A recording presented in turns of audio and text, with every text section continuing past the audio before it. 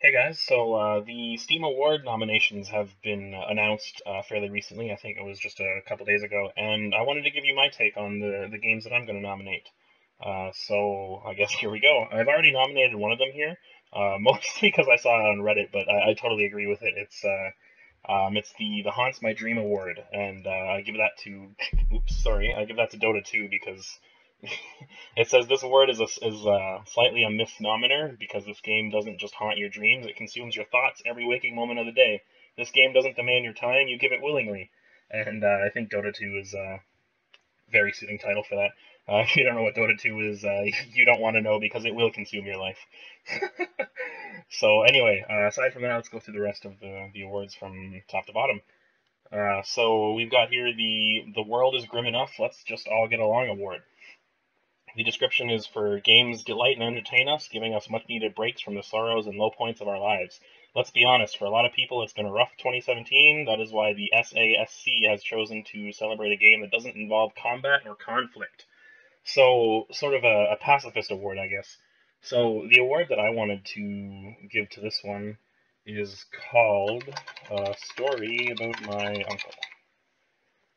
This is a very fun game. I like it a lot, and uh, it's not very recent, but it's one of the it's a peaceful game, I guess, and it's got a good story about it, like a really good story. So I definitely recommend it. So, anyways, we're gonna nominate that for the World is Grim Enough. Okay, great. Okay, so let's go back to the awards. So next up, we have the Choices Matter Award. Games care about agency, and this award is for the game that has it in spades. Maybe it's because there are 31 ways you can breach into a villain's lair, perhaps there are dozens of potential partners for you to build a romantic future with, or maybe you find yourself constantly saying, where, oh, where should I plant those turnips? In all three scenarios, there's a common bond. The choices was always yours. So for this one, I haven't played a whole lot of games with choices that really matter, I guess. One of them comes to mind in particular, and you've probably heard of it before. I played it actually fairly recently, so I'm late to the train. The hype train, and the game is Life is Strange. I wasn't sure if I would like this game at first because uh, I'm not sure. It was more casual than I usually play, I suppose, but I ended up liking it a lot, as I'm sure a lot of people also do. And the choices in this game are fantastic. None of them are all super impactful, but the way that you speak with characters and the way the dialogue changes based on your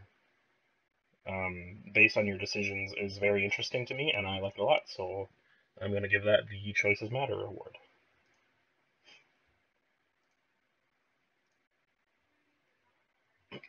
So next up, we have the Mom Spaghetti Award. I didn't quite understand this entirely, but the way it sounds, well, here's the description. There are games that make you excited. There are games that make you happy. There are games so intense that they elicit a physical reaction. We're talking weak knees. We're talking sweaty palms. We're talking fear-induced accidents. We're talking your friends reminding you to breathe. We're talking about Mom Spaghetti. So it seems like it's just for an overall really good game that's very, like it says here, fear-induced accidents and reminding you to breathe seems really intense and exciting. And the one that I wanted to select for that is a bit of an older game as well, but also it kind of suits the theme. But the award I want to give that to is Super Meat Boy, and it kind of fits the theme of mom spaghetti. Put a couple mom spaghetti with meatballs, so we'll nominate that for mom spaghetti. And we'll move on. So next up we have the No Apologies Award. This award is for the game that you love unconditionally. Does it have some faults? Maybe. Do other people not understand your love for it? Sure, but make no mistake, there is no guilt here, only pleasure. So there's a game that I really want to nominate for this, and this is going to be probably controversial for a lot of people, but I wanted to bring it up just because I like it. But I wanted to choose Dead Space 3 for this, but that's not on Steam, so I can't nominate that because it got a lot of hate, and I really liked it, and I have no apologies for that. But instead, I'm going to go with another game that's also very similar that I feel got a lot of hate, and it probably shouldn't have it because I thought it was really well. But hey, that's just my opinion. But that game that I wanted to nominate was Splinter Cell Blacklist. This was a fantastic game, and I was really upset to hear that it didn't make a lot of good sales. So I don't know what everyone else's opinion is going to be of this, but I feel like this is an underrated sort of title. So I'm going to nominate that for the No Apologies Award.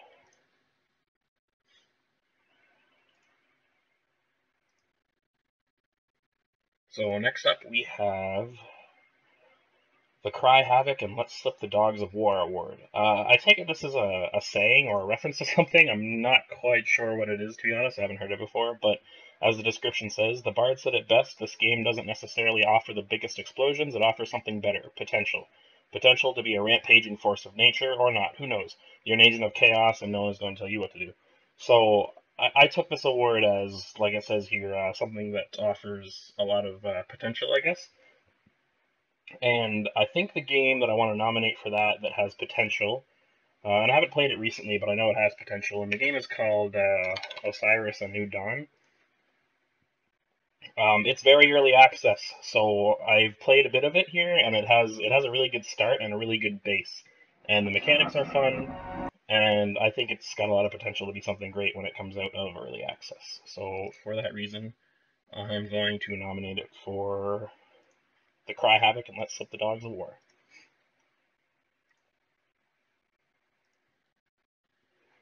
So next up, we've got the suspension of disbelief. Let's be honest, games can have some pretty ridiculous elements in them, from the stories that drive the action, to the items required to conquer obstacles, to even the protagonists themselves.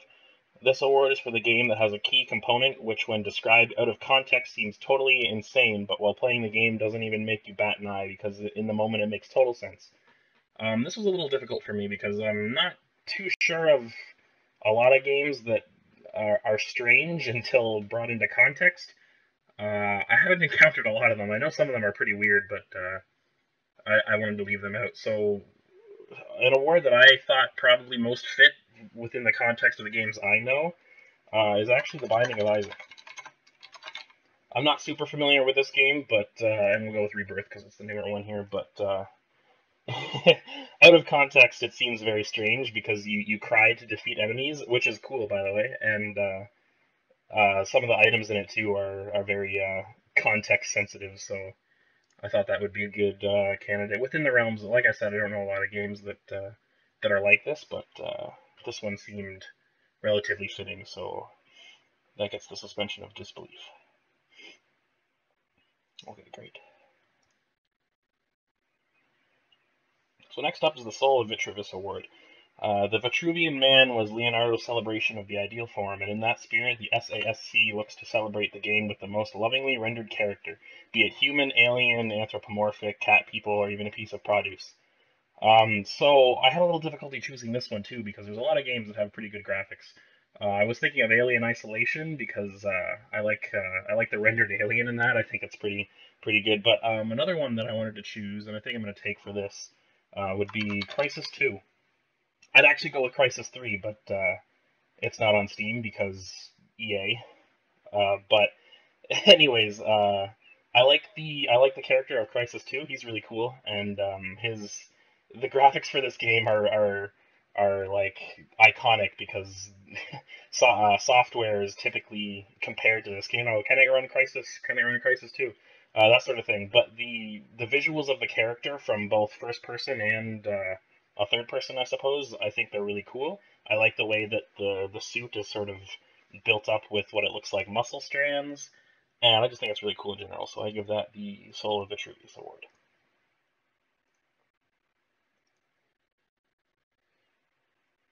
So after that, we have the Defies Description Award. This game is like, well, it's actually more similar to picture a combination of, you know what, I can't describe it, just play it. So this one was difficult to choose too because most of the games I've played I've been able to describe, and the game that I'm going to choose here is kind of an older game, but it still gives you the this doesn't make any sense, why am I playing this, and that's going to be Goat Simulator. I think that's fitting. If you're not familiar, this game you just play as a goat, and I actually, like the word says, I can't describe it because it's it's very strange. It's kind of like an open world where you just like mess around as a goat, I guess. Uh, So it's very strange, and it's funny for that reason. So I'm going to give it the Defies Description Award.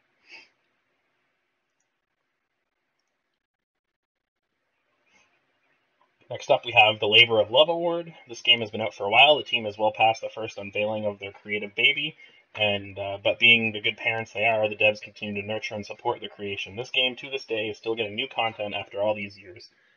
For this one, I think it goes. There's two games I'm thinking of, and it's either Terraria or it's the one I'm going to nominate for, and I think it's going to be Don't Starve. More specifically, Don't Starve Together, because this game came out quite a while ago. Oh, okay, I'm wrong. It's 2016. But oh, sorry. That's when Don't Starve Together came out. But Don't Starve, the base game. Sorry about that. Let me see if I can find the release date for this.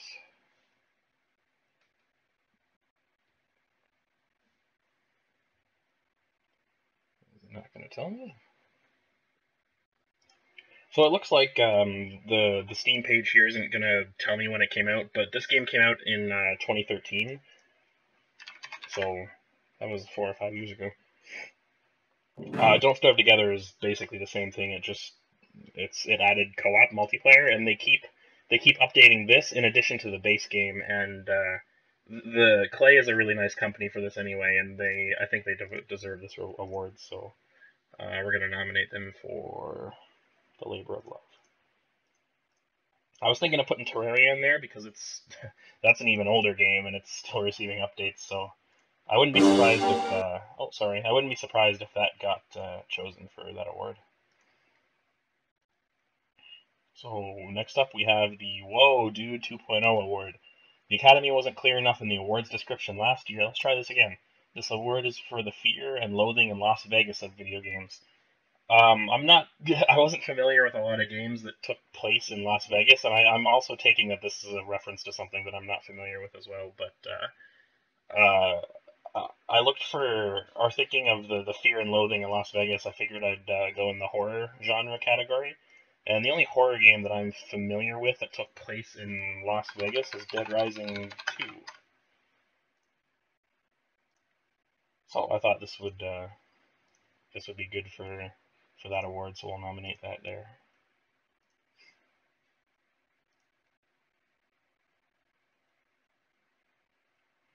So next up we have the Even Better Than I Expected award. We've all been there. You get super excited for a game, you pre-order it, and you anxiously wait as it downloads. Then you finally play it. How do you feel now?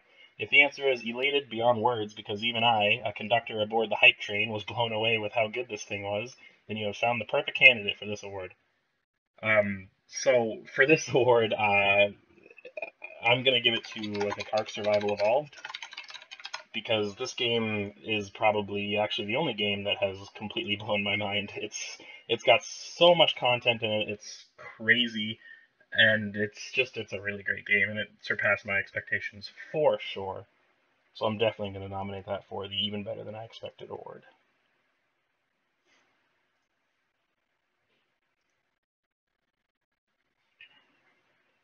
So lastly, we have the Write-In Award. It says you are a member of the Steam Awards Selection Committee and your voice needs to be heard. What additional category needs to be added for the 2017 Steam Awards? Best use of a lighthouse, best game to play while listening to the Hamilton soundtrack. The only limit is your imagination and a vague sense of decency. So this one, there's a game that I like, and I think I'm gonna call the award either the underappreciated or the overlooked title. And it's for another old game, but it's a game that has a special place in my heart, and I thought it was really good, but it seemed very undervalued, and not a lot of people knew about it, and I feel like a couple other titles sort of took its glory, but anyways, the title that I want to nominate this for is Prototype 2. In contrast, also Prototype 1, but we can only nominate one game. So this came out in 2012, so it's a little older, but I think this was underappreciated, and I think it was overlooked. So I wanted to nominate that as the underappreciated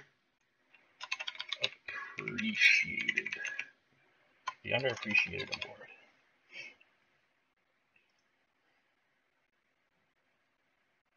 So there you have it. I'm going to go back to the awards page, give you a quick rundown of what I added here.